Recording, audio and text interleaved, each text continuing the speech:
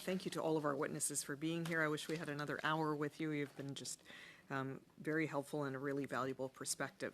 So with a skyrocketing carbon tax and a new so-called clean fuel standard coming, and major impediments imposed on the oil and gas industry growth with draconian federal bills like Bill C-69 and Bill C-48, it certainly seems like the federal government is not comprehending how Indigenous partners like you and your communities can play and are playing a huge role in developing oil and gas in Canada in an environmentally sustainable way. After all, you've been stewards of the land for so long in this country. So it also sounds like the federal government's just transition plan would be quite unjust for Indigenous people in Canada, given what you've described as the huge job growth and income potential for Indigenous people in the oil and gas industry. And when Senator Galvez talks about the potential of psychological issues and stresses, I would say that a major impact for those kinds of issues would be losing a very high-paying job in one of these industries. So I just have, and then I thought it was also very shocking how Chief Gale talked about how they tried to get a loan for a pipeline project, and the cheapest loan rate they could get was at credit card rates.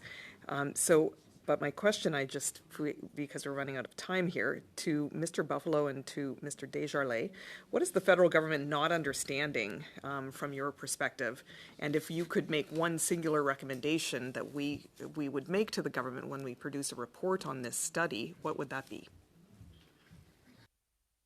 If I can go, Mr. Desjardins, the one thing I do know, and again, going to the North American Petroleum Expo in Houston, the world needs energy in all forms, and Canada is valued with resources, oil and gas, and in Chief Gale's territory, it's natural gas, and we produce natural gas.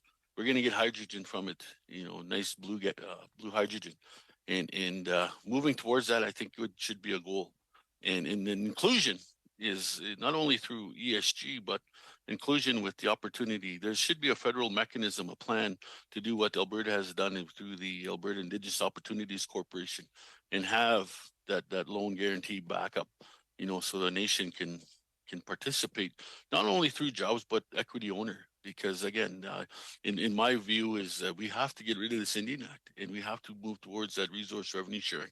What that model is, I don't know. But the opportunity is there, and there needs to be government to be willing to talk about that. We can't just stop oil and gas here in Canada. It just doesn't make sense. Then we have all these not only social issues, health problems.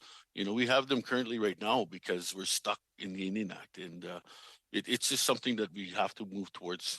Thank you. All right. Yeah, I think to add to that, I was going to say, a message to pass on is certainly that, nothing for us without us. Consultation and policy making has been very paternal from an Indigenous perspective. And so a lot of these things don't really feel like they're, with us and really impact and serve us in those capacities. And the other piece to that is, I think that, I think Canada needs to understand that it's taking quite a bit of effort and resources and time to get Indigenous people more meaningfully and equitably and equally participating in the industries. And that's why oil and gas is so important, because we see the greatest rates of equitable participation through ownership, but also through participation in jobs and income and, and capacity opportunities, the depth, technical and supervisory and stuff like that. So, what really, I think, is an issue for Indigenous business and workers is they're just starting to get their feet under them, starting to earn some great livelihood, influence of socioeconomic factors in these industries, and then have to pivot again and the concern is that gap will just continue to go back or revert or grow. And so these type of transitions are incredibly important, but what does that look like in terms of we'd be stepping back in terms of influencing the socioeconomic outcomes for Indigenous people, because we're already making great strides in these industries. We just need to understand that piece as we figure out a transition plan that is sustainable and useful for a lot of these communities. And my colleagues mentioned the impacts that these industries are having on their communities. I've seen it. I'm from community, and it's considerable, and we don't want to we need to balance that, right, in that aspect and that approach.